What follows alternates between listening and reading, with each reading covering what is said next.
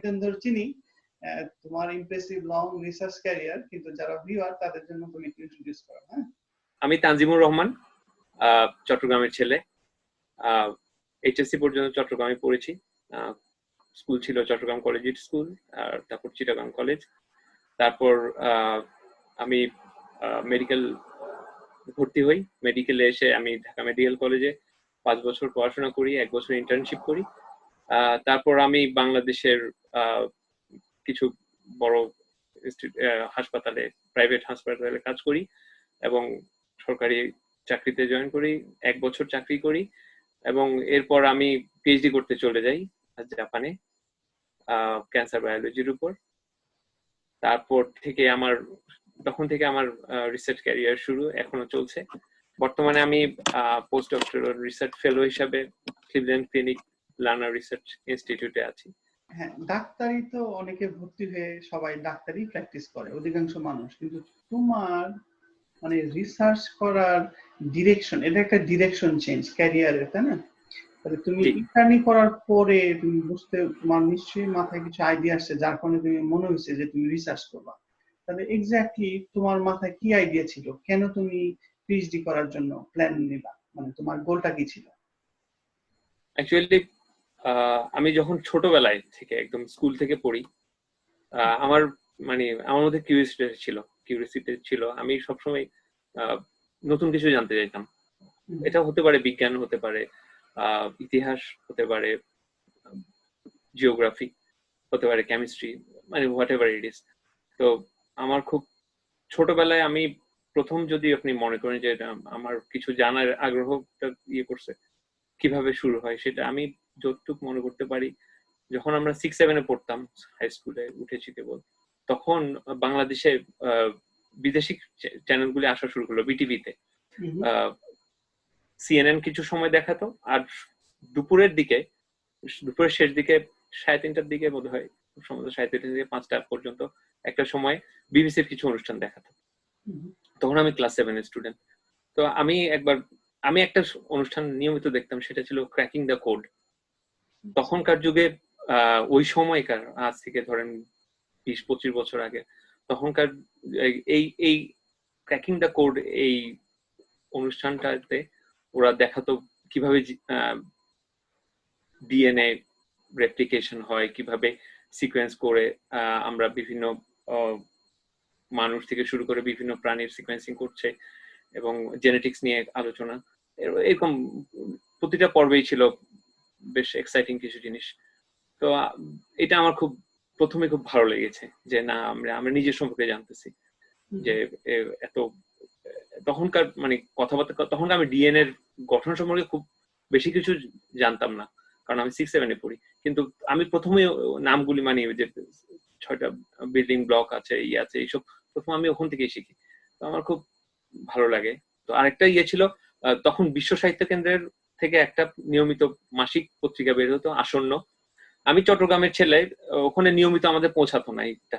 তো আমাদের স্কুলে বছরে একবার একটা এরকম বইমেলা হতো। তখন আমরা আসন্ন সব পুরানো সংখ্যা আমরা ডিসকাউন্টে কিনতে পারতাম। তো আসন্নের অনেক পেজে অনেক অনেক ভালো একটা পত্রিকা ছিল। আমি জানি না ওখানে বিশ্ব সাহিত্য কেন্দ্র এখনো ওটা পাবলিশ করছে কিনা, বাট ওটা খুবই খুবই উন্নত মানের ছিল। আসলেই ওই সময়ের তুলনায় অনেক অ্যাডভান্সড একটা পদক্ষেপ ছিল। তো আসনের ওগুলি আমাকে বেশ অনুপ্রাণিত করেছে। তারপর আমি ভূগোল পড়তে ভালোবাসতাম। ওখানে ইতিহাস, বিভিন্ন দেশের ইতিহাস, তারপরে যে সংস্কৃতি, এইসব নিয়ে অনেক কিছু ভালো লাগতো। পরে আমি যখন বিসিএস দিই, আমি সর্বসাকুল্যে মনে হয় 50 পেজও পড়তে পারি নাই। তো আসলে কিন্তু তোমার তো স্টিল বিসিএস হয়েছে, তার মানে তোমার আগের যেটাই পড়ছো সেটা পরে কাজে লাগছে, তাই না? ওইটা আসলে যেটা আমি বুঝাচ্ছি, সেটা হলো আপনার যদি আগ্রহ থাকে, ওই জিনিসটা ভেতরে ঢুকে ভালো। আর না হলে যে পড়তে হবে, একটা দায়বদ্ধতা যে পাশ করতে হবে, এই জিনিসটা আমার কখনোই আসে নাই। আমি আমি ভালো স্কুলে পড়াশোনা করার সুযোগ পেয়েছি আল্লাহর রহমতে, ভালো কলেজে পড়তে পেরেছি, ভালো মেডিকেল কলেজে পড়তে পেরেছি আল্লাহর রহমতে সম্মতি। কিন্তু আমি কখনোই ভালো একাডেমিক্যালি আমি খুব স্ট্রং ছিলাম না। কারণ মনে হয় এটাও একটা দিক, যে আগ্রহ আমার আগ্রহটা যে জায়গায় বেশি, একাডেমিক্স গুলি, আমাদের দেশের একাডেমিক্স গুলি কিছু গদগদা প্রশ্ন আসে, ওগুলি থেকেই আনসার করতে হয়, করতে হয়। তো পাশ করতে হলে ওগুলি আনসার করতে হবে। তো আমার টার্গেট ছিল যে যতটুক না পড়লেই পাশ করা যায় না, ওরকম ব্যাপার। বাকিটা আমি মনে আনন্দে কিছু পড়লে পড়তাম, না হলে বন্ধু বান্ধবের সাথে আড্ডা খেতাই। এবার যদিও যদিও ইন জেনারেল ডাক্তারি প্রফেশন মানে ডাক্তার পাশ করার পরে অ্যাকচুয়াল প্র্যাকটিসের মধ্যে অনেক ক্রিয়েটিভিটি আছে। কারণ তুমি how you'll approach a brand new case যেটা বইয়ে নাই, তোমাকে সলভ করতে হবে by your creative thinking or imagination. কিন্তু মেডিকেল কলেজের 5 বছরের মধ্যে কোনো ক্রিয়েটিভিটির সুযোগ নাই। এটা এটা আমি একদম গদ বাঁধা, বরঞ্চ তুমি যদি ক্রিয়েটিভ কিছু বলো you'll get a bad grade. You will get into severe trouble. হ্যাঁ, severe trouble দিকে মানে আমি কি বললাম যে your grade will get bad, তাই না? মানে এটা একটা আরেকটা জিনিস আমি তোমাকে স্টিমুলেট করার জন্য বলতেছি যে বাংলাদেশে যারা curious, open minded, scientifically thinking, যারা কোডকে ক্র্যাক করতে চায়, মানে যারা জানতে চায়, মানে বেসিক্যালি সায়েন্স শব্দটাই কিন্তু আসছে মানে সিজারি, মানে cut it down, open it up to see what's going on, তাই না? তুমি যে ক্র্যাকিং দা কোড মানে ভেঙে ভিতরে দেখা, এটাই কিন্তু টেকনিক্যালি সায়েন্স, তাই না? মানে শব্দের মানে। কিন্তু সেইটা যাদের মাইন্ডসেটটা এভাবে তৈরি, বাংলাদেশের কনটেক্সটে মানে ধরো ডাক্তার, ইঞ্জিনিয়ার যেরকম রেসপেক্টেবল প্রফেশন সোসাইটিতে অ্যাকসেপ্টেবল হয়, কিন্তু একটা ছেলে যদি বায়োকেমিস্ট্রিতে পড়ে, ধরো তুমি এই কোয়ালিফাইড পারসন যে ঢাকা মেডিকেলে চান্স পেয়ে সাকসেসফুলি ডিগ্রি কমপ্লিট করছো, কিন্তু তুমি যদি বায়োকেমিস্ট্রিতে পড়তা, প্রবলেম হলো তোমার আত্মীয় স্বজন, আব্বা আম্মা অথবা ফ্রেন্ড তোমাকে হয়তো অত হাই ইন্টেলেকচুয়াল অথবা সম্মান অথবা টাকা পয়সা অথবা বেতন, মানে সোসাইটির সাপোর্টটা যে দিবে একটা স্টুডেন্টকে to follow his research path, এই কালচারটা বাংলাদেশে অ্যাটলিস্ট আমাদের সময় ছিল না। আমাদের সময় ছিল ভালো স্টুডেন্ট মানেই ডাক্তারি অথবা ইঞ্জিনিয়ার করতে হবে, কেউ ডাক্তার ইঞ্জিনিয়ারিতে না যায় তার মানে সে একটু দুর্বল স্টুডেন্ট। আমার ওপিনিয়ন হলো কথাটা ঠিক না, তোমার ওপিনিয়ন? জি, আমি কথার সাথে 100% একমত যে আমাদের দেশে ক্রিয়েটিভিটিকে আসলে ছোটবেলা থেকেই নার্চার করা হয় না, আর যদি করা হয় তাহলে সেটা একরোখা, একগুয়েমি অনেকভাবে দেখা হয়। আপনি যেটা বললেন যে না, যে বেসিক সায়েন্স গুলিতে যে ফিজিক্স নিয়ে পড়াশোনা করতে চায়, বায়োকেমিস্ট্রি নিয়ে পড়াশোনা করতে চায়, মলিকুলার বায়োলজি নিয়ে পড়াশোনা করতে চায়, একদম নাহলে দর্শন নিয়ে পড়াশোনা করতে চায়। আপনি যদি কেউ যদি দর্শন পড়তে চায়, আজকের যুগের লোকজন হাসাহাসি করবে, অথচ পৃথিবীর সবচেয়ে বড় মাইন্ড গুলি কিন্তু দার্শনিক মাইন্ড।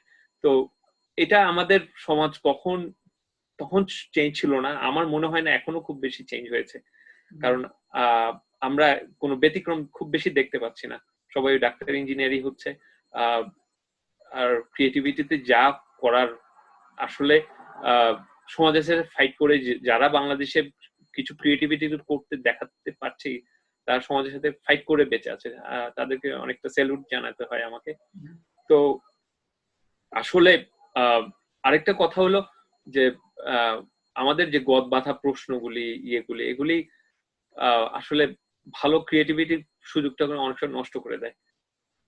আমি সেটাই বলবো, স্কুল কলেজে আমাদের যে মানে আমাদের ইন্টারে তখনকার যুগে, আমি এখনকার যুগে তো সৃজনশীল অনেক কিছু আসছে, যেটা আমি খুব বেশি, আমি যেহেতু স্টুডেন্ট পড়াই নাই বা আমি এখনো জানি না, অনেকদিন দেশের বাইরে, তো হয়তো স্টুডেন্টদেরকে কিছুটা হেল্প করে, কিন্তু আমাদের সময় ছিল ইন্টারে এই প্রশ্ন আসলে এই বছর, পরের বছর আসবে না। তার মানে আপনি যেটা পড়ে ইন্টার পাস করেছেন, 1 বছর পরে কিন্তু আমি ওই জিনিস সময় কিছু না জেনেই পাস করে আসতেছি, কারণ আমি জানি যে ওই কোশ্চেন একবার চলে আসছে, ওটা আমি না জানলেও চলবে। তো মজার ব্যাপার হলো আমার হাতে লেখা খুব খারাপ, 50% হলো রিটেন আর 50% হলো আপনার অবজেক্টিভ টাইপ কোশ্চেন। তো অবজেক্টিভ টাইপে আমি ভালোই করতাম, সোজা, ভালোই লাগতো, নাম্বার উঠতো ভালোই, কিন্তু রিটেনে আমার হাতে লেখা ছিল স্লো এবং খারাপ। তো আমার টার্গেট ছিল আমি অল্প লিখবো, কিন্তু বেশি লিখতে গেলে তো আর হয়তো একটা লিখতে যে আরেকটা আনসার করে আসবো, সবগুলি যাতে আনসার করতে পারি, অল্প অল্প লিখবো, কিন্তু যা লিখবো যাতে তাতে ভালো লেখা হয় আর কি, মানে স্যার ভুল ধরতে না পারে।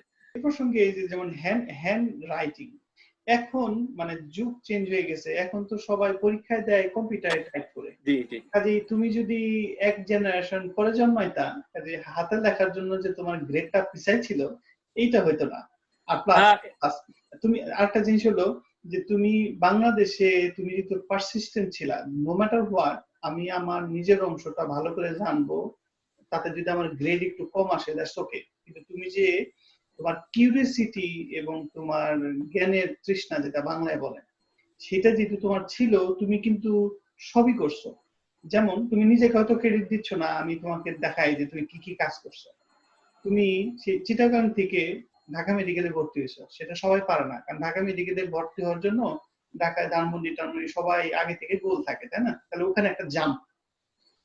ঢাকা মেডিকেল থেকে 5 বছরে কাটায় কাটায় পাশ করা কঠিন, অনেকে 7 বছর লাগে, অনেকে 9 বছর লাগে, যেটা কমপ্লিটলি অ্যাকসেপ্টেবল। কারণ মেডিকেলে একটু 2 বছর পিছায় যাওয়া নর্মাল, কারণ মেডিকেলের পরীক্ষাগুলো এমনই হয়, ভাইবা বোর্ডে you have no control basically, কারণ এত জিনিস। কাজে এটা নর্মাল, এটা সবাই বুঝে যে মেডিকেলে 1 বছর দেরি হলে দ্যাটস ওকে। কিন্তু তুমি অন টাইম শার্পলি পাস করছো। তারপরে তুমি ডাক্তারি যে হেট করতা তা না, অথবা ডাক্তারিতে যে দুর্বল ছিলা তা না, তার প্রমাণ হলো তুমি পাস করছো অন টাইম, তুমি সাকসেসফুলি চাকরি করছো প্র্যাকটিসিং ফিজিশিয়ান।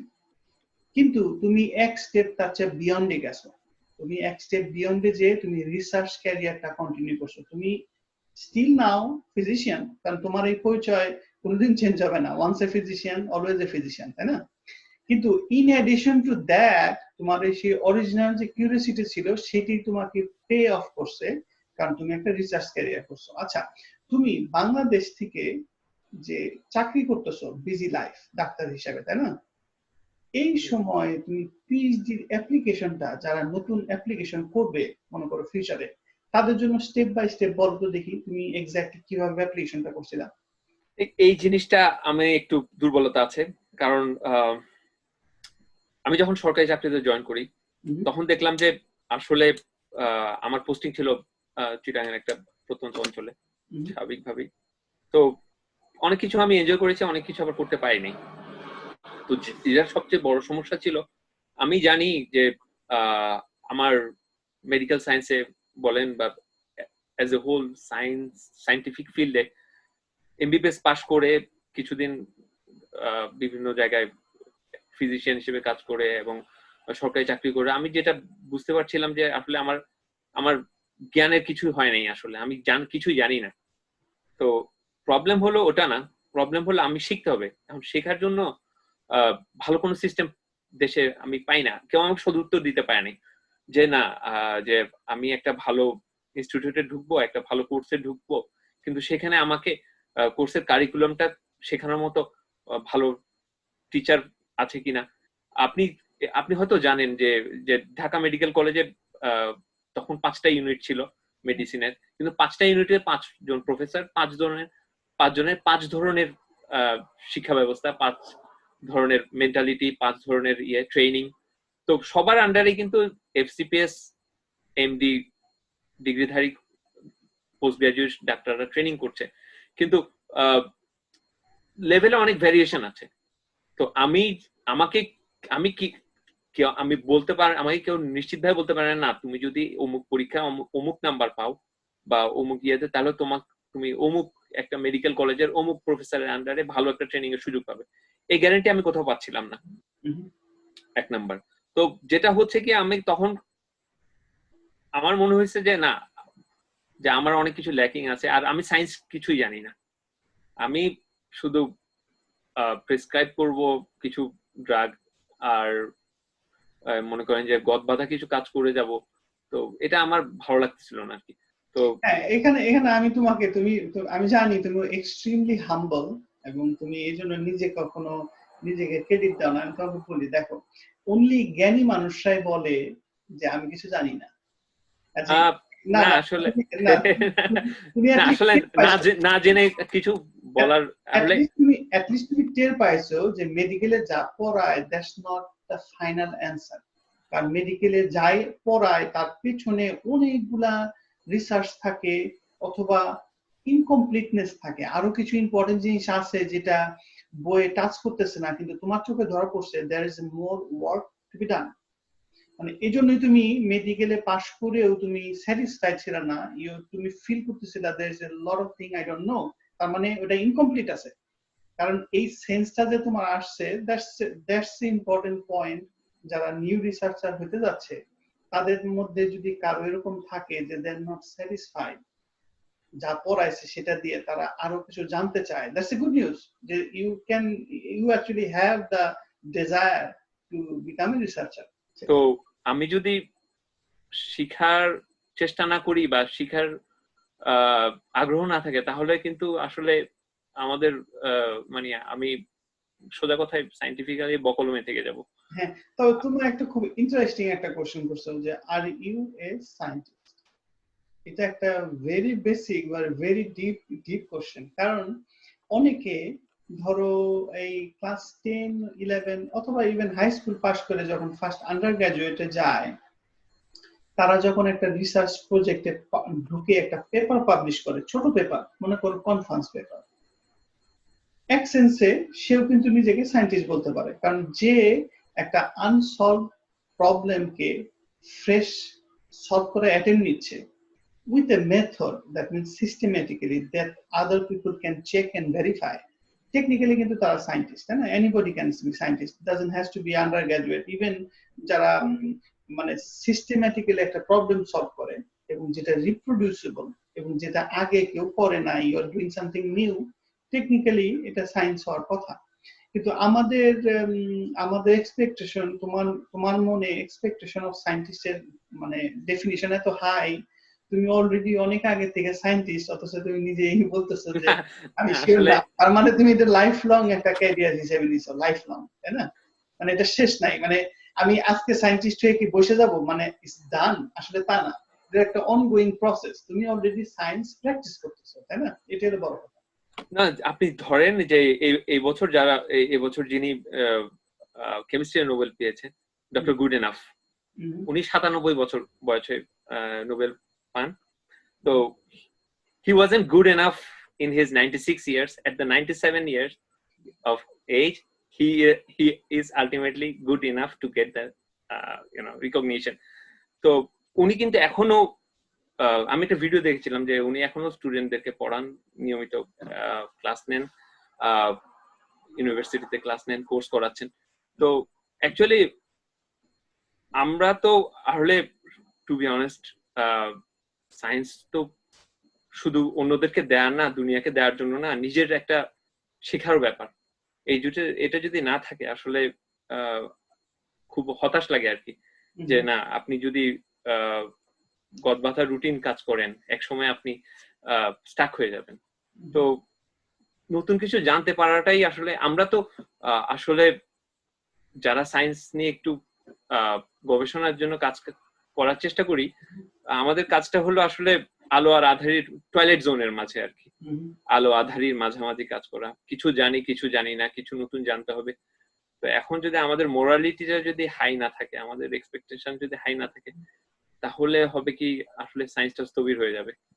তো আমি চেষ্টা করি যে না, আসলে নতুন কিছু জানতে পারলে ভালো লাগে, নিজের ভালোর জন্য। এটা স্বার্থপরতার মতো শোনালেও আসলে নিজের ভালোর জন্য, আসলে নিজের ভালো লাগাটাই এখানে বড় দিন। যে না, কয়টা সিম্পল লজিক, যে আগে নিজের পেট ভরতে হবে, তারপরে আরেকজন পাশের মানুষের পেটটাও ভরাইতে হবে, দুজনেই কমফোর্টেবল। আচ্ছা, আমি অরিজিনাল কোশ্চেনটাতে ফেরত যাই।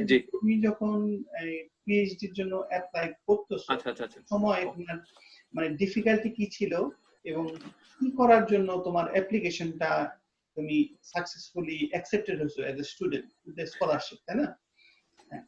আচ্ছা, তো আমি যে বলি একটা, যে তখন আমাকে যারা ইউরোপ এবং আমেরিকাতে সরাসরি রিসার্চ ক্যারিয়ার করবেন বলে ঠিক করেছেন, যে বাংলাদেশে আন্ডার গ্রাজুয়েট করার পর, আন্ডার গ্রাজুয়েট মানে বাংলাদেশে গ্রাজুয়েশন আর কি, বাইরে আন্ডার গ্রাজুয়েশন ধরে, তো এখানে পিএইচডিটাকে গ্রাজুয়েশন ধরে।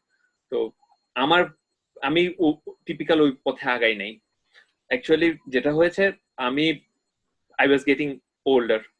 পিএইচডিতে এখানে স্টুডেন্টরা যেভাবে মাস্টার্স করে ঢুকে, আমি সরকারি মেডিকেল থেকে পাশ করে কিছু সরকারি বেসরকারিতে কাজ করেছি, তারপর কিছুদিন সরকারিতে কাজ করেছি। তো আমার বেশ কয়েকটা বছর ল্যাকিংস হয়ে যায়। এখন আমি যদি মনে করেন যে টিপিক্যাল পথে ধরি, তো আমার আরো কয়েক বছর অ্যাপ্লিকেশন লাগতে পারে বাংলাদেশে। প্রথমবার অ্যাপ্লিকেশন নাও হতে পারে, আমার জিআরই, টোফেল, এগুলি ক্লিয়ার করতে হবে, করতে হবে। তো আমি আর আমার পরিস্থিতি অনুকূলে ছিল না, কারণ সরকারি চাকরি, প্রত্যন্ত অঞ্চলে চাকরি করি, ওটাকে আমাকে ভাবতে হবে যে না, আমি যদি কোনো আমার ওরকম সুযোগ নাই ইয়ের এত এত মানে সহজ পথে যাওয়া। তো আমি চেষ্টা করছি, আমাদের 10 ব্যাচ সিনিয়র এক ভাইয়া এবং আপু, ওনার হাজবেন্ড ওয়াইফ দুজনেই কিন্তু অলরেডি জাপান থেকে পিএইচডি করে এসেছেন, এবং ওনারা পরবর্তী ক্যারিয়ার জন্য আমেরিকা যাওয়ার চেষ্টা করছিলেন ওই সময়টায়। তো ওনাদের দেখে আমি অনুপ্রাণিত হই, এবং ইতিমধ্যে আমি আমার এক সিনিয়র, আমার 3 বছরের এক সিনিয়র আপু, যিনি পিএইচডি করছিলেন জাপানের একটা ইউনিভার্সিটিতে। তো জাপানের ইউনিভার্সিটিতে পিএইচডি একটা সুবিধা হলো, এখানে পিএইচডি ভর্তি ক্রাইটেরিয়া হলো আপনার 18 বছর স্কুলিং থাকতে হবে। তো মেডিকেলে যেহেতু আমরা 5 বছরের কোর্স করি, সেহেতু আমাদের আর 1 বছরের ইন্টার্নশিপ আছে। তো আমাদের 18 বছর কিন্তু হয়ে যায়, এতে আমাদের মাস্টার্স লাগে না। এটা একটা সুবিধা হয় যে এমবিবিএস যারা কোর্স করে এবং করে ইন্টার্নশিপটা করে, তারা কিন্তু ওটাকে স্কুলিং হিসেবে দেখাতে পারে, তার ফলে মাস্টার্স লাগে না পিএইচডি তে ভর্তির জন্য অতিরিক্ত। তো এই সুযোগটা জাপানে আছে। আর আরেকটা হলো যে একটা কথা ঠিক যে আপনি যদি একবার পিএইচডি করে ফেলেন এবং ভালো পারফরমেন্স দেখাতে পারেন, তখন আপনাকে কেউ জিজ্ঞেস করবে না যে না তুমি জাপান থেকে করেছো, না কোরিয়া থেকে করেছো, না সুইডেন থেকে করেছো, নাকি অস্ট্রেলিয়া থেকে করেছো, নাকি ইউএসএ থেকে করেছো। অবশ্যই হ্যাঁ, ওই এক এক জায়গায় ইউনিভার্সিটির একটা তকমা আছে, ভালোই আছে, কিন্তু ভালো কাজের আপনার কাজের উপর আপনার মূল্যায়ন হবে। কিন্তু সেটা একই রকম। তো ইভেন বাংলাদেশ তো মনে করো থার্ড ওয়ার্ল্ড কান্ট্রি, কিন্তু সেখানকার ডাক্তারি ডিগ্রিটাও তো আমেরিকার ডাক্তার ডিগ্রি সমান। তুমি কোথা থেকে ডিগ্রি করছো ডাজন্ট ম্যাটার। তুমি আমেরিকার মানুষও ইউএসএমএলএ লাইসেন্সিং এক্সাম দিয়ে তারপরে রেসিডেন্সি করতে হয়, বাংলাদেশের মানুষকেও জাস্ট ওই লাইসেন্সিং এক্সাম দিতে হয়। জাস্ট বিকজ আমরা ডিগ্রি করছি থার্ড ওয়ার্ল্ড কান্ট্রি থেকে, তার মানে ডিগ্রিটা রিকগনাইজ না অথবা গুড এনাফ না, তা কিন্তু না, এটা সমান, ইফ নট বেটার, কারণ আমাদের রিসোর্স কম বাংলাদেশে, তাই না? না, কিন্তু তুমি তোমার পরের পয়েন্টে যাওয়ার আগে আমার স্পেসিফিক কোশ্চেন হলো, তাহলে তুমি বললা 18 বছরের একটা এডুকেশন রিকোয়ারমেন্ট আছে জাপানে। জি, তখন ছিল সেটা ডাক্তার যারা অথবা যারা 18 বছর সামহাউ করছে সেটা কভার। নেক্সট হলো, তাহলে মাস্টার্স ইজ নট ম্যান্ডেটরি। জি। 3 নম্বর হলো, তাহলে তো এরকম কোয়ালিফাইড মানুষ অনেক আছে, তারা যদি সবাই অ্যাপ্লাই করে সবারটা তো অ্যাকসেপ্টেড হবে না। এই অ্যাকসেপ্ট হওয়ার জন্য স্পেসিফিক তোমার স্ট্রেংথ কি ছিল, অথবা কোন জিনিসটা তোমাকে অ্যাডমিশন পাওয়াতে হেল্প করছে? আমি বলবো অ্যাকচুয়ালি আমি যেখানে অ্যাপ্লাই করছিলাম সেটা হলো একটা মেডিকেল স্কুল, এবং যারা ছিল, আমি ক্লিনিক্যাল ল্যাবরেটরিতে অ্যাপ্লাই করেছি। তো অ্যাকচুয়ালি ওরা যেটা চাচ্ছিল সেটা হলো এমন কোন স্টুডেন্ট যার মেডিকেল ব্যাকগ্রাউন্ড আছে। তো আপনি যদি মেডিকেল গ্রাজুয়েশন হন, আপনি এই ব্যাপারে আপনার ইয়েতে এগিয়ে গেলেন। তার উপর জাপানে একটা কাজ করে হলো, সেটা হলো ইনস্টিটিউটের রেপুটেশন।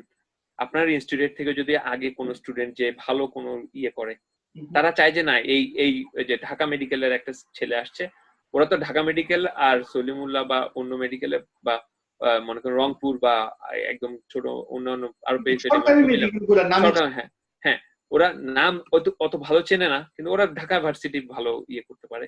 তো যে ঢাকা ভার্সিটি মেডিকেল ইয়েগুলি ফ্যাকাল্টিটা ভালো, এটা ওরা জানে, কারণ রেপুটেশনটা ভালো, ওই জিনিসটা কাজে দেয়। তো তখন অনেক সোজা ছিল আসলে, তখন তো, এখন তো মনে হয় ইংলিশ টেস্টও লাগে, প্রফিসিয়েন্সি টেস্ট, তখন ছিল না। তো যাই হোক, তখন আমার সুবিধা ছিল ওটা, আমি মেডিকেল গ্রাজুয়েট, আর আমার আগে যিনি গিয়েছেন ঢাকা মেডিকেল কলেজের ওই ল্যাবে কাজ করতো, উনি খুব ভালো পারফরমেন্স দেখাচ্ছিল। তো এই দুটাতে আসছে। তো এই আর আর যেটা হলো আপনার যে কাগজপত্র আপ টু ডেট থাকা, না আপনি আপনার একাডেমিক কোনো ল্যাগিংস নেই, কোনো ইয়ার গ্যাপ নেই, আপনি সঠিক সময় পাস করেছেন, আপনি তারপর আপনি আপনি কন্টিনিউ করেছেন যে প্র্যাকটিসিং, আপনি ডাক্তারের আপনি কোর্সে ঢুকেছেন, পোস্ট গ্রাজুয়েশন মেডিকেল। ওদের রিকোয়ারমেন্ট অনুযায়ী ওরা কি কোনো পেপার অথবা অ্যাক্টিভ পাবলিকেশনের কোনো রিকোয়ারমেন্ট, নাকি থাকলে বেটার, মানে থাকলে বেটার, না থাকলেও ওকে?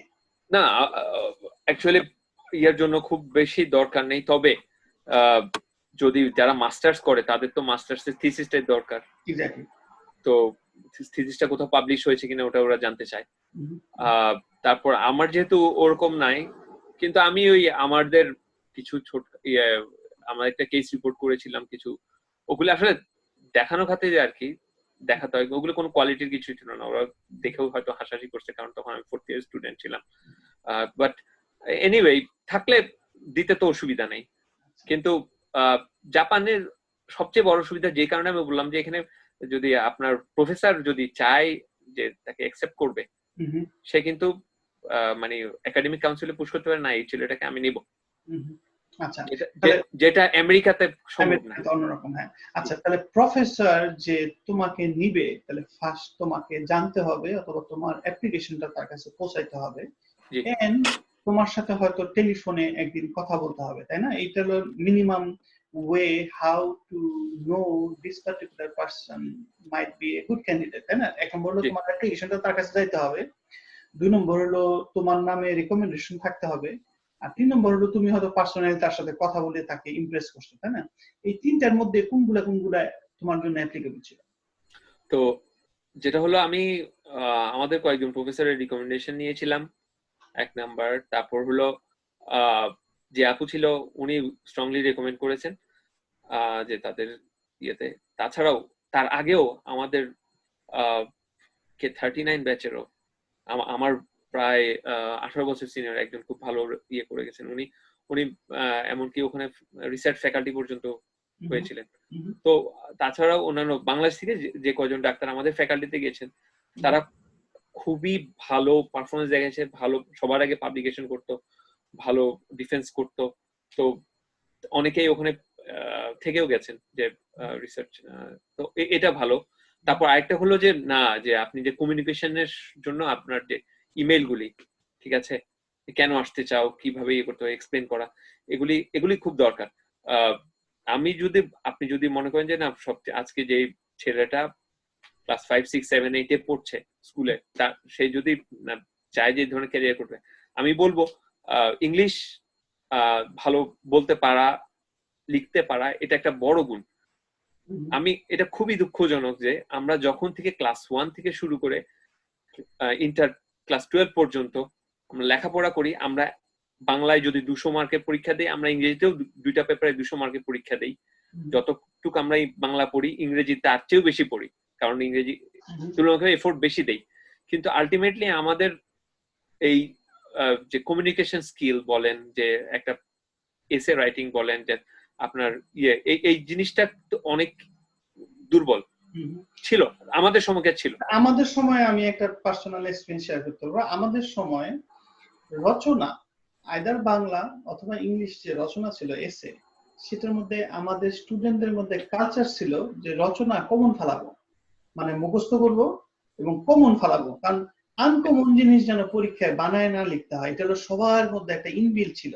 এখন এই মেন্টালিটি যদি আমাদের সবার মধ্যে ছোটবেলা থেকে বিল্ট আপ থাকে, তখন যদি জীবনের প্রথম কেন তুমি রিসার্চ করবা যেটা বইয়ে নাই, কমন পড়ে নাই, সেটা নিয়ে আবার ইংলিশে লিখতে হবে, অনেকের জন্য ডিফিকাল্ট, যেহেতু আমাদের ট্রেনিংটা ব্যাড। আমাদের এই ট্রেনিংটা একটু নষ্ট, মানে চেঞ্জ হওয়া উচিত। মুখস্থ করে রচনা কমন ফলায় কমন জিনিস পরীক্ষায় লিখে দিয়ে আসবো, সেই কালচারটা আমাদের মধ্যে থাকার কারণে আমরা কমিউনিকেশনে স্পেশালি, যেটার মধ্যে আগে গাইডলাইন নাই, যেমন প্রফেসরকে কনভিন্স করা যে আমি এই লাইনে রিসার্চ করতে চাই, স্পেশালি ইংলিশে, এটা অনেকের জন্য ডিফিকাল্ট। আমাদের জন্য ডিফিকাল্ট ছিল, কিন্তু আমরা অনেক ট্রাই করছি। কিন্তু যারা যদি কেউ ছোটবেলা থেকে ইংলিশে লেখে এবং একটু ওপেন এন্ডেড, একটু রচনা, একটু এসে লেখার, বানায় লেখার অভ্যাস করে, ফাইনাল পরীক্ষার জন্য তুমি কিছু মুখস্থ করে যাও, দ্যাটস ওকে। কিন্তু তুমি ছোট ছোট যে পরীক্ষা হয়, at least give a try, তাই না? আচ্ছা, তাহলে এটা একটা ভালো জিনিস বললা যে ইংলিশে কমিউনিকেশন স্কিল এবং কনভিন্স করার অ্যাবিলিটি, যে you are qualified just by your writing, এটা একটা গুড কোয়ালিটি। হ্যাঁ, আচ্ছা, তোমার কাছে কি তোমার প্রফেসর কোনো ফর্মাল স্টেটমেন্ট অথবা কোনো লেটার চাইছিল যে why you want to do research, এরকম কোনো লেটার চাইছিল? যেমন আমেরিকাতে এটার ইকুইভ্যালেন্ট টার্ম হলো স্টেটমেন্ট অফ পারপাস, তাই না? জি জি জি। তোমার কাছে কি ফর্মালি এরকম কোনো রিকোয়ারমেন্ট চাইছিল, নাকি তুমি জাস্ট ইমেল দিয়ে তাকে কনভিন্স করে ফেলছো?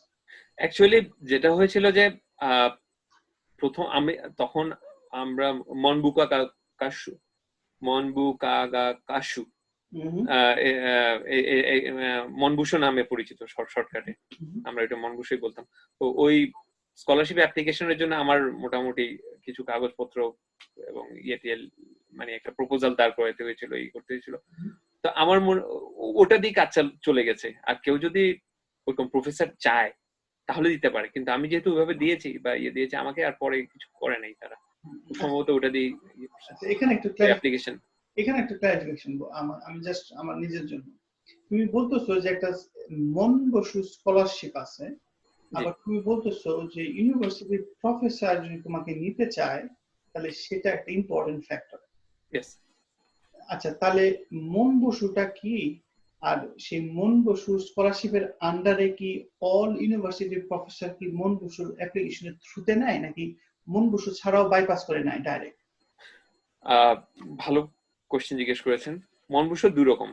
একটা হলো আপনি বাংলাদেশে জাপানে এমবেসি থ্রুতে অ্যাপ্লাই করবেন, যেটা জাপানি মিনিস্ট্রি অফ এডুকেশন ওরা সিলেক্ট করবে আপনাকে আপনার ক্রাইটেরিয়ার উপর। তখন ওটা আপনার কাছ থেকে জানতে চাইবে যে আপনি কোন কোন ইউনিভার্সিটিতে অ্যাপ্লাই করতে চান। যদি আপনি স্কলারশিপটা পান, মিনিস্ট্রি থেকে পেলেন, তারপর আপনি বলবেন যে না আমি Osaka university, Tokyo, Kyoto university, এরকম কিছু ইউনিভার্সিটি আমি সিলেক্ট করে দিব। তখন ওরা ওখান থেকে ওই আপনার প্রেফারেন্সের কাগজগুলি ওরা পাঠাবে। তো প্রফেসর ওখানে দেখবে যে না এরকম একটা স্টুডেন্ট আসতে চায়, তাই এরকম ব্যাকগ্রাউন্ড, কে কে নিতে চায়। তো প্রফেসর আপনি সিলেক্ট করলো, তারপর আপনি বলবেন যে না আমি এই প্রফেসর কাছে যাব না অন্য প্রফেসর কাছে যাবো, সেটা একটা। আরেকটা হলো ইন্টারনাল ক্যান্ডিডেট। প্রত্যেক ইউনিভার্সিটি থেকে প্রতি বছর কিছু মনবুসো, ওটা ইন্টারনালি ওই ইউনিভার্সিটির একটা কোটা থাকে, ওটা হলো জাপানে ইন্টারনাল। তো জাপানের তো প্রফেসররা বলে যে না আমি একটা স্টুডেন্ট আনতে চাই, তাকে এই স্কলারশিপটা আমি দিয়ে আনবো, সেটাও হতে পারে। তার মানে হলো দু রকম পথ। একটা হলো আপনি মিনিস্ট্রি থেকে মিনিস্ট্রি থেকে স্কলারশিপ পেয়ে আপনি প্রফেসর খুঁজতেছেন, কোন প্রফেসর আন্ডারে পিএইচডি করবেন। আরেকটা হলো আপনি আগে প্রফেসর খুঁজে ফেলেছেন, এখন সে চাচ্ছে যে আপনাকে একটা স্কলারশিপ দিয়ে আনা যায় কিনা। আচ্ছা আচ্ছা, তার মানে ইন্টারন্যাশনাল স্টুডেন্টদের জন্য মানে মোস্ট অফ দ্য টাইম মন বসু থ্রুতেই মিনিস্ট্রি দিয়েই যেতে হবে, মানে অ্যাপ্লিকেশনটা ওইভাবেই সাবমিট করতে হবে। ওটা একটা পথ, কিন্তু আমার ঘটনা সম্পূর্ণ ভিন্ন। আমি পাইনি স্কলারশিপ। কারণ এটা অবভিয়াস, সবাই তো স্কলারশিপ পাবে না। না না, এটা খুবই কম্পিটিটিভ। আর যেটা হলো না, এটা অ্যাপ্লিক্যান্ট যদি 100 জন থাকে কোয়ালিফাইড, কিন্তু ওরা আগে থেকে ফিক্স করে রাখে স্কলারশিপ 50 জনের জন্য, জাস্ট বিকজ স্কলারশিপ পাও নাই তার মানে এই না যে ইউ আর নট কোয়ালিফাইড। ওই বছরে তোমার সমান কোয়ালিফাইড অনেক মানুষ ছিল। না না, সেটা তো অবশ্যই।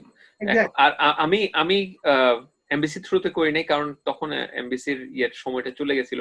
আমি যদি অপেক্ষা করি আমার আরো 1 বছর অপেক্ষা করতে হবে। তো আমি ইন্টারনালি আমার প্রফেসরকে করেছিলাম, কিন্তু ওখানে ইউনিভার্সিটিতে একটা অলিখিত নিয়ম হলো এক প্রফেসর আন্ডারে যদি একটা স্কলারশিপ মনবুসো প্রাপ্ত স্কলারশিপ স্টুডেন্ট অলরেডি স্টাডি করতেছে, ওরা চায় যে না আরেকজনকে অন্য প্রফেসরকে প্রায়োরিটি দিতে। আচ্ছা আচ্ছা, মানে ডাইভার্সিফিকেশন। তো ওরা চায়। তো যার ফলে আমাদের যে সিনিয়র আপু উনি মনবুসোতে ছিলেন, তো এটা একটা ডিফিকাল্ট ছিল। তো তারপর যেটা হলো আমাদের প্রফেসর আমাকে অফার করলেন যে প্রাইভেট ফান্ডিং আমি যেতে আগ্রহী কিনা।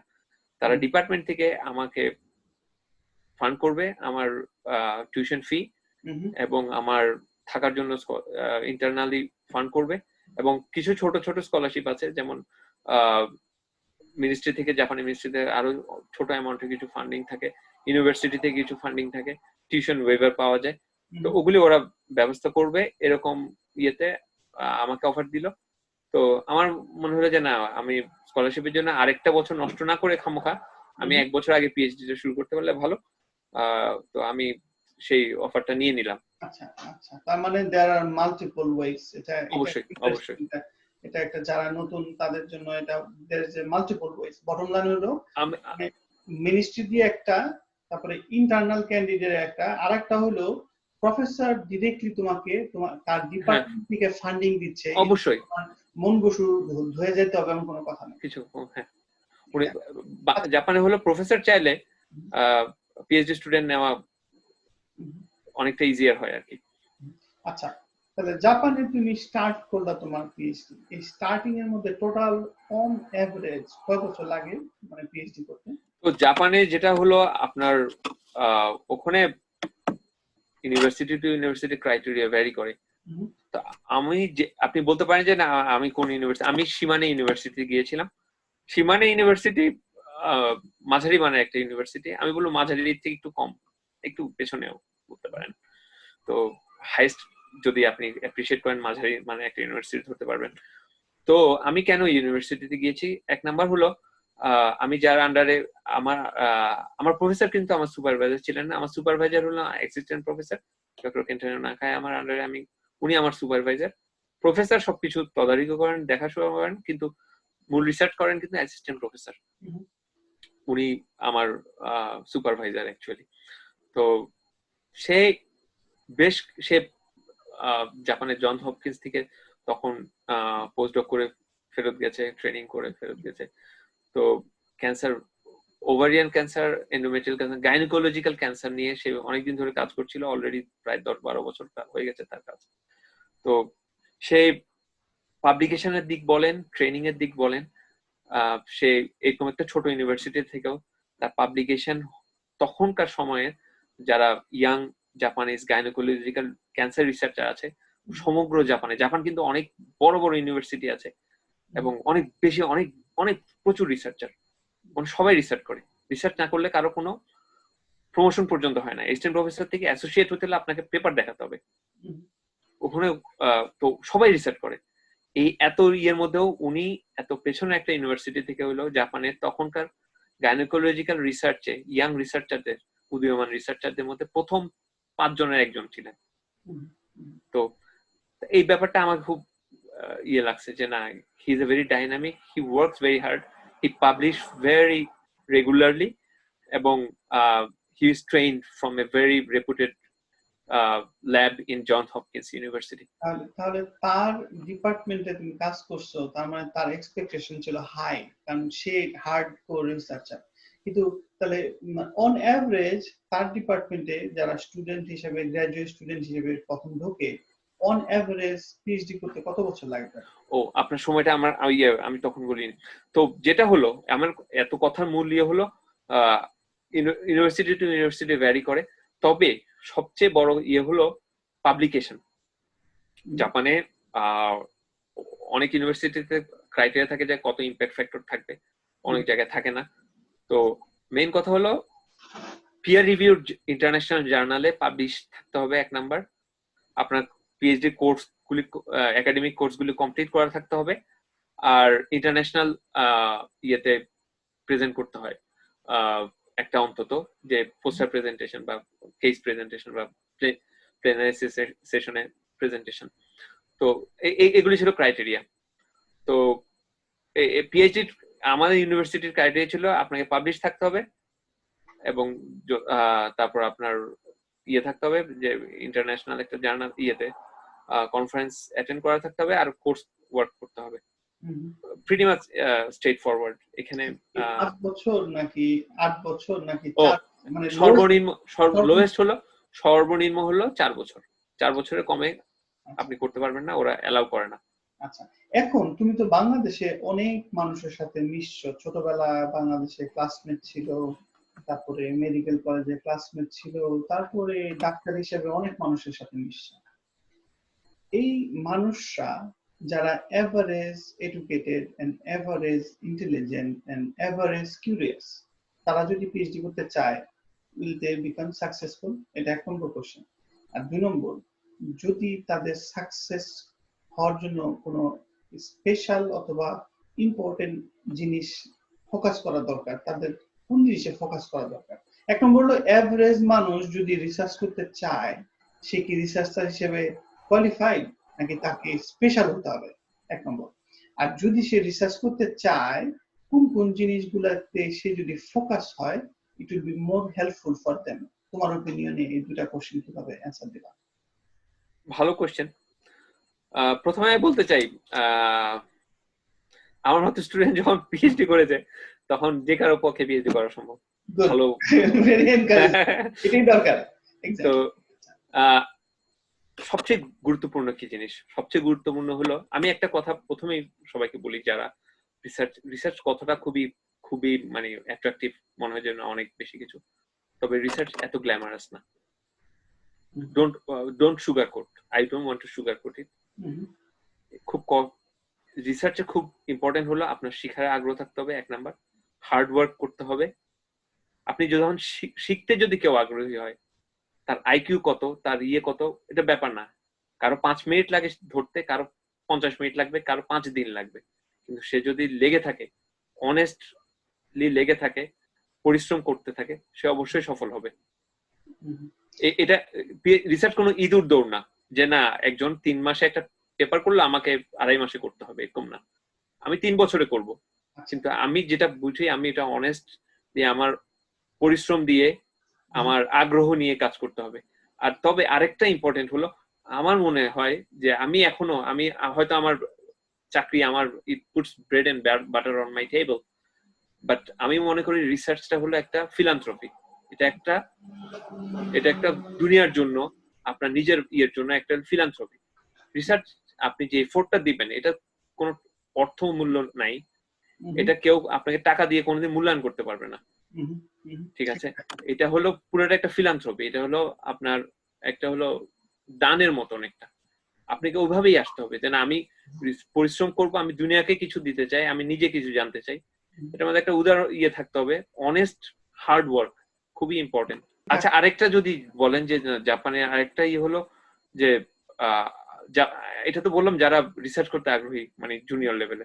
একটু সিনিয়র লেভেলে যারা পিএইচডি করতে যাচ্ছে, মানে অলরেডি করছে পিএইচডি, তারা কি করবে? তো আমার মনে হয় যে যেটা হলো জাপানে পিএইচডির জন্য পাবলিকেশনটা ইম্পর্টেন্ট। দেখা গেলো যে না আপনি অনেক কিছু করছেন কিন্তু পাবলিকেশন হচ্ছে না, তাহলে কিন্তু অনেক সময় গ্রাজুয়েশন আটকে যায়। তো আমার বস যেটা করেছিল, প্রথম দিন থেকে আমাকে 3টা প্রজেক্টে একসাথে শুরু করে দিচ্ছে। উনি বললে যে না, এই প্রজেক্টে যদি আমি ফেল করি, আরেকটা প্রজেক্ট ব্যাকআপ হিসেবে আছে। কিন্তু যদি একটা প্রজেক্টে থাকি, 2 বছর পর দেখা গেলো যে কোনো ভালো ডাটা নাই, কোনো পেপার আসছে না, ওই ডেটা দিয়ে কোনো কিছু করতে পারছি না, তাহলে তো আমি 4 বছরে আমার কোর্সটা শেষ করতে পারবো না, পাবলিকেশন হবে না। তো এটাও দরকার যে যদি কোন জায়গায় আপনি পিএইচডি করতে যাচ্ছেন, তাদের ক্রাইটেরিয়া কি, এটা মাথায় রেখে কাজ করতে হবে, একটু স্মার্ট হতে হবে। কারণ এটা আপনি চান না আপনি 7-8 বছর পিএইচডি করেন, এটা কিন্তু একটা ভালো না, রিফ্লেকশন না ইন ইওর রেজুমে। তো আমি বলবো যে না, এই ব্যাপারে আপনার যারা এখন পিএইচডি স্টুডেন্ট, তারা তাদের সুপারভাইজারের সাথে খুব ট্যাক্টফুলি করতে হবে, যাতে না এটা যদি ভুল হয়, ব্যাকআপ প্ল্যান থাকে, যাতে সময়টা নষ্ট না হয়, আপনি ঠিক সময় গ্রাজুয়েশন করেন, শিখার আপনি সারা জীবন পাবেন।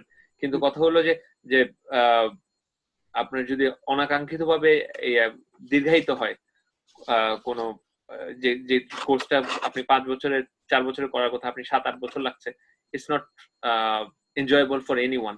এক সময় ফ্যাটিগ আসবে। তো আমি সেটা বলতেছি যে একটু স্মার্ট যদি হন, তাহলে আপনার শিখার আগ্রহটা থাকবে, আপনি ডাইনামিকও থাকবেন, আপনার পাবলিকেশনও ভালো হবে, আর ব্যাকআপ প্ল্যান রাখবেন। সায়েন্সের সিওরিটি বলে কিছু নাই। এটা গুড অ্যাডভাইস, মানে যারা অলরেডি কোর্সে ঢুকে গেছে, কোর্সে, তাদের জন্য কুইক অ্যাডভাইস। না, অনেকে রিসার্চটার দিকে আগায় with a intention to quickly become famous, এক নম্বর, টু কুইকলি ইনক্রিজ দেওয়ার, মানে তাদের সিভিটা বেটার করার জন্য, যেন তারা প্রমোশনটা ভালো পায়। আর 3 নম্বর হলো যে অনেকে রিসার্চ করতে চায় just a strategy to go abroad. এটা এই পয়েন্টটা আমি একটু এমফাসিস দিচ্ছি, খেয়াল করো। অনেকে ডাক্তার, তাদের উদ্দেশ্য তাকে মনে করো বিদেশে যে ডাক্তারি করবে, কারণ ইন জেনারেল সবাই জানে যে বিদেশি যারা ডাক্তারি করে তারা comfortable financial point of view থেকে। কিন্তু ডাইরেক্ট অনেকে যেহেতু যেতে পারতেছে না, তাদের অনেকেরই মাথায় একটা আইডিয়া থাকে, তাহলে রিসার্চ করে যায়। কারণ রিসার্চ করে বিদেশে যাওয়া যায়, এবং ওখানে যে আমি ডাক্তারি করব, রিসার্চ ফরগেট অ্যাবাউট ইট। কিন্তু প্রবলেম হলো যে রিসার্চ তুমি যেটা এমন একটা বললা, এটা হলো life long passion, hard work and sincerity and with the intention to know for yourself and so that other people will know, and at the end you are donating your knowledge for free, কারণ ওইটার কোনো টাকা দিয়ে convert করা যাবে না, তাই না? তাহলে বেসিক্যালি এই জন্য যারা প্যাশনেট না তাদের আসলে রিসার্চে যাওয়া উচিত না, কারণ তারা যে অ্যাবসলিউটলি ডিসঅ্যাপয়েন্টেড হবে, তাই না? কারণ রিসার্চ আমার মনে হয় যে না, আপনি যদি ডেডিকেটেড না থাকেন সেটা আপনার রিসার্চ আউটকামে প্রতিফলিত হবে, অবশ্যই হবে। কারণ যে কেউ একজন তার সিভিটা নিলেই বুঝবে যে কোন লেভেলে কাজ করেছে, কিরকম ডেডিকেশন ছিল। আর বাংলাদেশের মতো তো রেকমেন্ডেশন তো গদবাদার রেকমেন্ডেশন বিদেশের প্রফেসর দেবে না।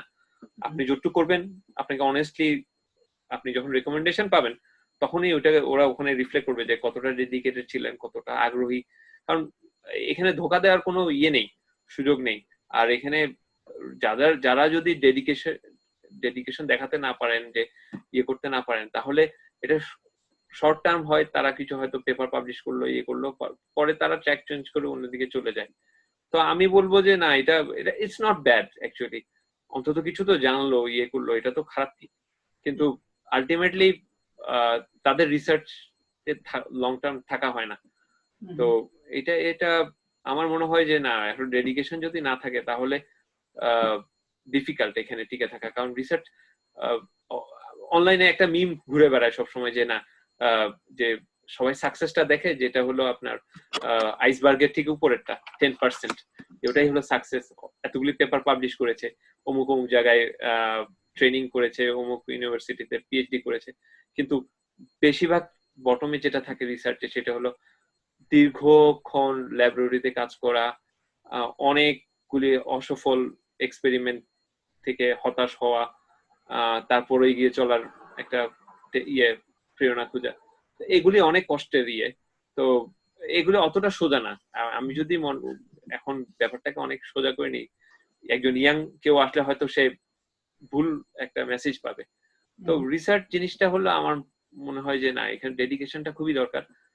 ভালো একটা জিনিস করছেন আপনি, নিজে জানছেন এবং সমাজকে কিছু নতুন কিছু দেওয়ার চেষ্টা করছেন।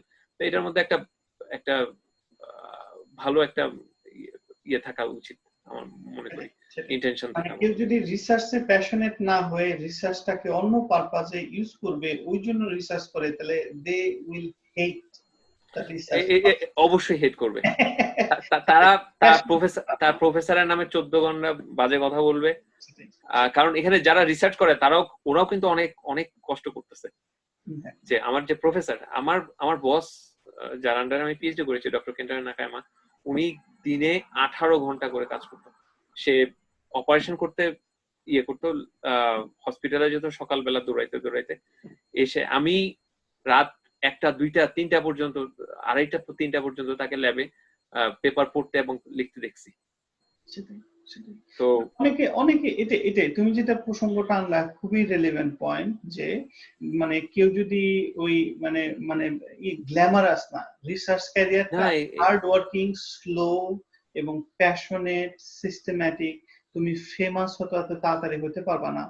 এবং বাই দ্য টাইম যখন তুমি ফেমাস হবা, ইউ ডোন্ট কেয়ার, কারণ you already know I did my job and that's all I needed, I don't need any credit. Bottom line হলো, কেউ যদি ক্রেডিটের জন্য, প্রমোশনের জন্য, সিভিটা ভালো করার জন্য রিসার্চ করে, আমার মনে হয় তারা রিসার্চটা ভালো করে এনজয় করবে না। আর রিসার্চ যারা এনজয় করে, ইভেন্চুয়ালি তারা হার্ড ওয়ার্কিং এবং তারাই পরে সাকসেসফুল হয়।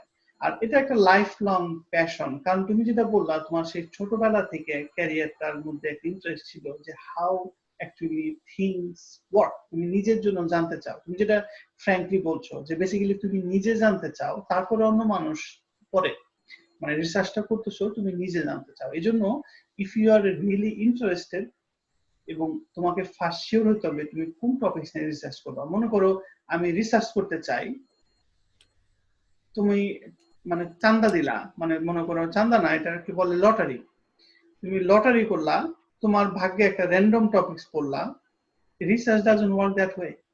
তোমাকে ফার্স্ট তুমি যে পড়াশোনা করতেছো, যারা জুনিয়র তাদের জন্য বলতেছি, পড়াশোনা করতেছো, এই পড়াশোনার ফাঁকে ফাঁকে তোমার মাথায় বারবার একটা পার্টিকুলার থিম কোশ্চেন আসে যে এটা কিভাবে হয়। ফর এক্সাম্পল, লিভারের মধ্যে এই আমার দাদি মারা গেছে ফর এক্সাম্পল লিভার সিরোসিসে, তাহলে লিভার তো এত রিজেনারেটিভ পাওয়ার, তাহলে কেন পুরো লিভারটা নষ্ট হয়ে যাচ্ছে? এটা তোমার মনে করো একটা ডিপ ডিপ ইম্পর্টেন্ট কোশ্চেন তোমার লাইফে। You should go for that rather than তোমার লটারিতে একটা ভাগ্যে পড়লো কিভাবে বোন আর টেন্ডনে অ্যাটাচমেন্ট হয়, you might not be interested. কাজে এজন্য যারা রিসার্চ লং টার্ম করতে চায় তাদের উচিত ছোটবেলা থেকেই ফোকাস থাকা যে actually what you want for yourself, এক নম্বর। তারপরে ওই লাইনে অপরচুনিটি কোথায় আছে, অপরচুনিটি নাই তাহলে কষ্ট হবে। তোমাকে দুটার মধ্যে ব্যালেন্স করতে হবে, where is the opportunity and prospect for job and where you really want to do something, because আপনাকে তো একদম মেন্টর খুঁজে বের করতে হবে, তাই না? অপরচুনিটি যদি না থাকে। তো যেটা হলো, আমি আমি ক্যান্সার রিসার্চ কেন পছন্দ করেছি, একটা প্রশ্ন আসতে পারে এইভাবে। তো এক নাম্বার হলো আমার আমার আমার আমার খালাতো ভাই একজন, আমার উনি ব্লাড ক্যান্সারে মারা গেছেন তো অনেক ছোটবেলায়। আমরা কিন্তু অনেক ডিটেকশন অনেক পরে হয়েছে, তখন ওনার খুব সম্ভবত একুইট মাইলোব্লাস্টিক লিউকেমিয়া হয়েছিল। তো খুব অল্প বয়সে ইয়াং একজন মানুষ মারা গেছে। তো এটা, তারপর আরেকজন ছিল, আমরা যখন ঢাকা মেডিকেল কলেজে, কিন্তু আমি মোটামুটি নিয়মিত পড়াশোনা করার চেষ্টা করতে, কারণ আমার বাবা আমাকে, আমি যদি 5 বছরে বের করতে না পারি, বের হতে না পারি, তাহলে আমার আব্বা ঠিকই আমার পিঠে ছাল তুলবে, এটা শিওর। কারণ উনি জানে যে এখানে 5 বছরের কোর্স 5 বছরেই, তো আমার টার্গেট ছিল যে 5 বছরের কোর্স 5 বছরে বের করবো, এই নিয়ে আর টানাটানি করার দরকার নেই বাবা। তো আমাদের লেকচার গুলি হতো, তো অনেক লেকচার খুব বোরিং ছিল। আমি I am trying to be honest here. তো প্যাথোলজির অনকোলজি চ্যাপ্টারটা পড়াতো হলো প্রফেসর তারেক আল নাসের স্যার। তো তারেক আল নাসের স্যার তিনটা লেকচারে আমাদের ওই চ্যাপ্টারটা পুরো পড়াইছিলেন। ওইটা one of the best in my entire life. আমি আমেরিকাতেও অনেক লেকচার করি, কিন্তু তারেক আল নাসের স্যারের ওই স্ট্যান্ডার্ড, ওই লেভেলের স্ট্যান্ডার্ড ছিল যে আমেরিকাতে পর্যন্ত, মানে ওই রকম ফুল ইংলিশে, আমেরিকান ইংলিশ অ্যাকসেন্টে, এবং খুব সুন্দর করে উনি কিছু গল্প বলেছিলেন যে ওনার ফ্যামিলিতে ওনার নিজের বোন ব্রেস্ট ক্যান্সারে মারা গেছে। এই জিনিসটা উনি খুব সুন্দর করে বলেছিলেন। আমি তিনটা লেকচারে 3টা ঘন্টা আমি কিন্তু খুব পেছনে বেঞ্চে বসতাম, বন্ধু বান্ধবের সাথে আড্ডা মারতাম, মানে লেকচার ফলো করতাম না খুব একটা, কারণ আমার বোরিং লাগতো টু বি অনেস্ট। কিন্তু এই তিনটা সেশন আমার লাইফের খুব ভালো লেগেছে। তো আমার যেটা মনে হয়েছে কেন আমি ক্যান্সার রিসার্চে আসবো, তো এক নাম্বার হলো আমি দেখছি যে ইয়াং অ্যাডাল্ট লাইফ, ক্যান্সার প্রচুর মানুষ মারা যায় দুটা ইয়েতে। এক্সট্রিম কিছু এই যে ক্যান্সার হয় যারা খুব বয়স্ক বা একদম বাচ্চাদের ক্যান্সার, কিছু ক্যান্সার হয়, কিন্তু বেশিরভাগ ক্যান্সার, অনেক ক্যান্সার দেখা যায়, কোলন ক্যান্সার বলেন, যে ব্রেস্ট ক্যান্সার বলেন, এগুলি হয় কি ধরেন 30 থেকে 50 বছরের বয়সে অনেক মানুষকে আমরা মারা যেতে দেখি। তো এটা এই সময়টা মানুষ সমাজকে অনেক কিছু দিতে পারে। সমাজ একটা মানুষকে 30 থেকে 50 বছর একটা মানুষকে তার গড়ে তুলতে, তার ক্যারিয়ার করতে সমাজকে অনেক ইনভেস্ট করতে হয়। এই মানুষটা যদি মারা যায়, তার ফ্যামিলি যেমন খুবই বিপদে পড়ে, তেমনি সমাজ পুরো ইনভেস্টমেন্টটা চলে যায়।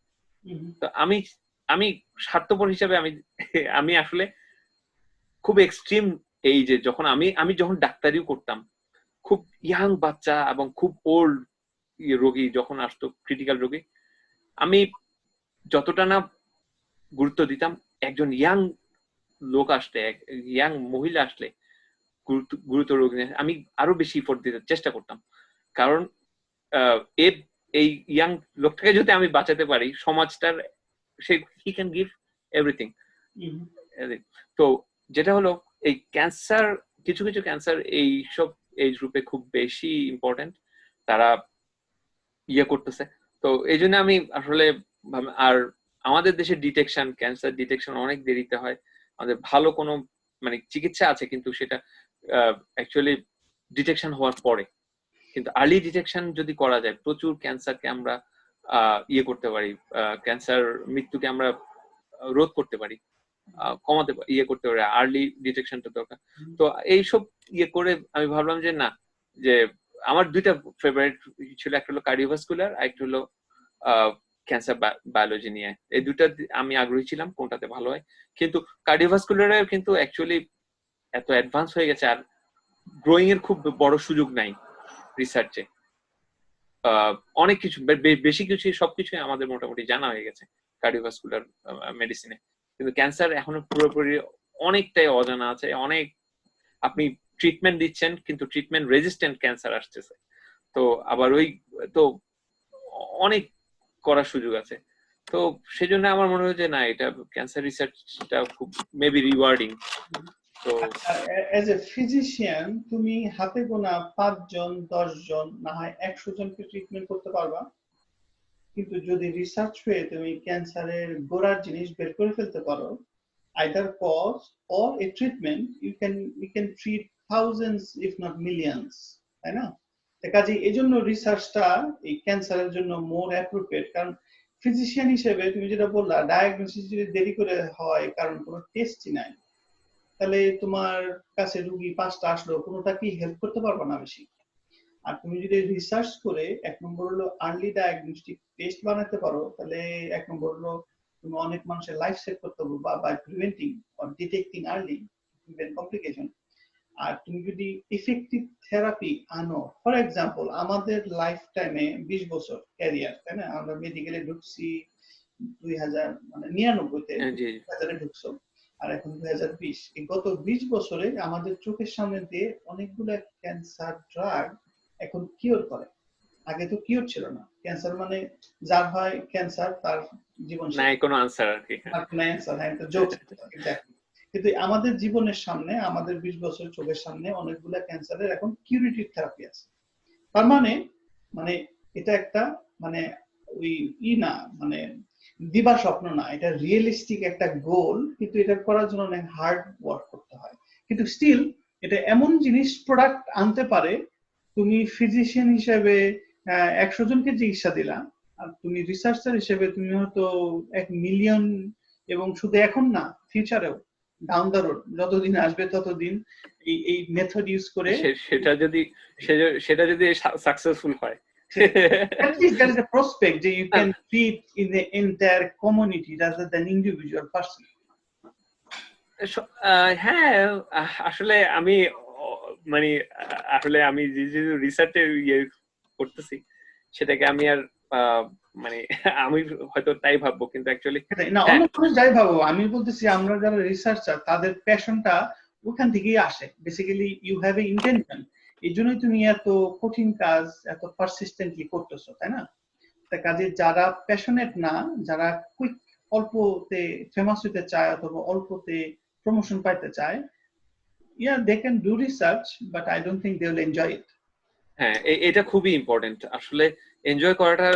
রিসার্চ যদি আপনি এনজয় না করেন, এই গ্রুয়েলিং ওয়ার্ক, ইটস ডিফিকাল্ট। আমি ফ্লুসেন্ট মাইক্রোস্কোপে অন্ধকার রুমে জাপানে 6 থেকে 7 ঘন্টা বসে বসে বসে বসে কি করতাম, ওই যে জিন ফিশ বলে একটা ফ্লুসেন্ট ইনসিটু হাইব্রিডাইজেশন করে, আমি জিনের কয়েকটা কপি আছে, ওগুলি দেখতাম বসে বসে এই হাই ফোকাসে। আমি যখন বাইরে আসতাম, মানে এতক্ষণ অন্ধকারে থাকার পর আমার চোখে আর কিছু ইয়ে হতো না। তো আমি সুযোগ পেয়েছি, I am very grateful for that, for because একজন বিলিভার হিসেবে আমি বিশ্বাস করি যে আল্লাহর অশেষ রহমত উনি আমাকে দিয়েছেন। তো কঠিন সময় গেছে, এখনো যাচ্ছে, সামনেও যাবে। তো এটা যদি আপনি হাসি মুখে মেনে নিতে না পারেন। আর আরেকটা কথা আমি 100% বিশ্বাস করি, সাকসেসের কোনো শর্টকাট রাস্তা নাই। তো তুমি এই পয়েন্টটা একটু ভালো করে এমফেসিস দাও যারা জুনিয়র তাদের জন্য। না, সেটা সাকসেস, এটা সাপ লুডো খেলা না যে আপনি একটা ইয়ে দিয়ে সিঁড়ি বেয়ে ধুম করে উপরে উঠলেন, 5-4 ধাপ উপরে উঠে গেলেন। আবার এটা ওরকমও না যে সাপ লুডো খেলার অন্য অংশটাও না যে না একটা সাপ আপনাকে গিলে ফেললো, আপনার সারা জীবনের সব এত পরিশ্রমগুলি সব ড্রেনে চলে গেল, এরকম না।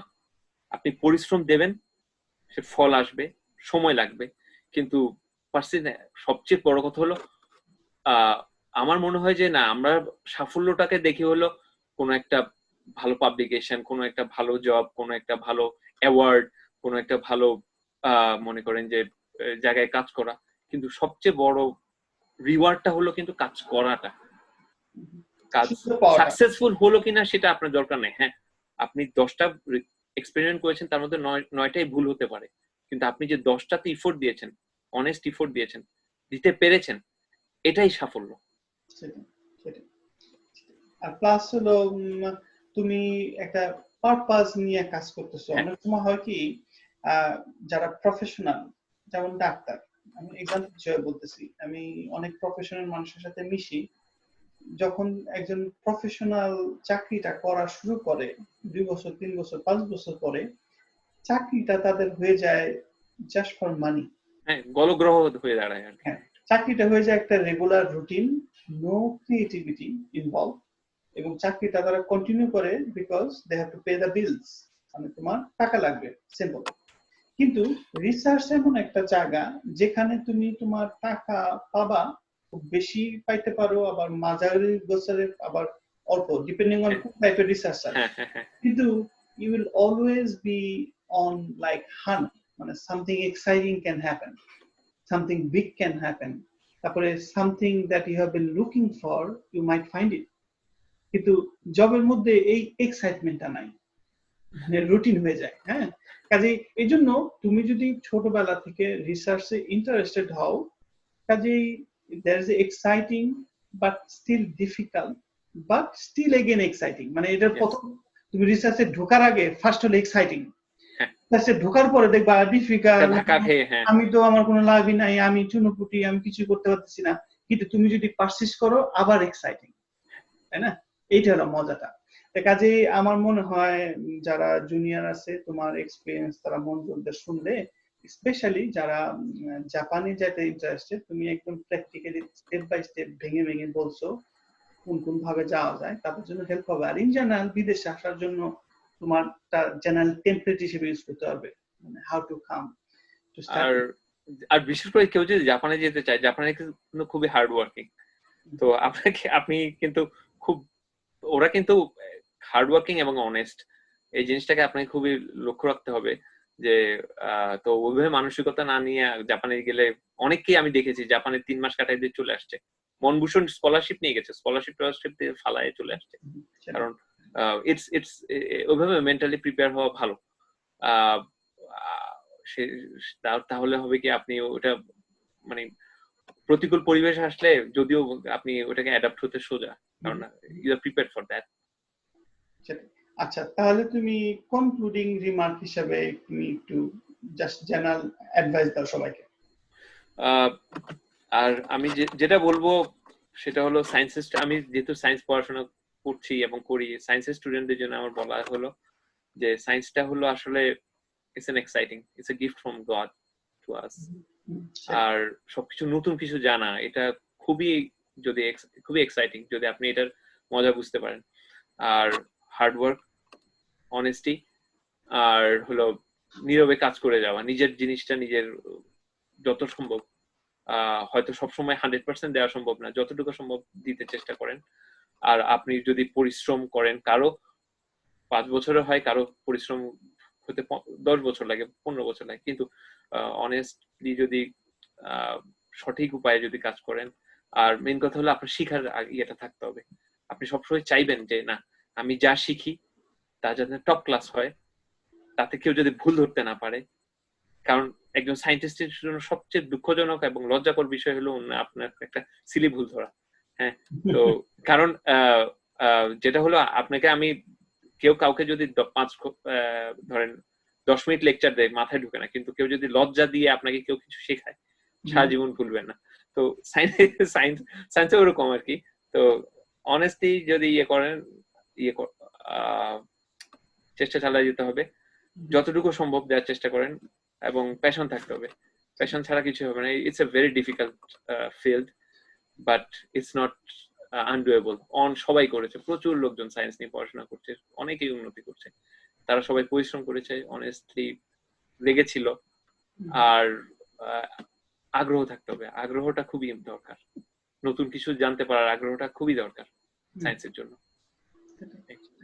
খুবই খুবই সুন্দর কনক্লুডিং রিমার্ক। আমার মনে হয় যদিও আমরা সেশন গুলা করি মেইনলি আমাদের নিজেদের জন্য, কিন্তু আমার মনে হয় অন্য মানুষও বেনিফিট পাবে। যেমন আমি তোমার সাথে যে কথা বললাম, বেসিক্যালি এটা আমি ইন্টারেস্টেড।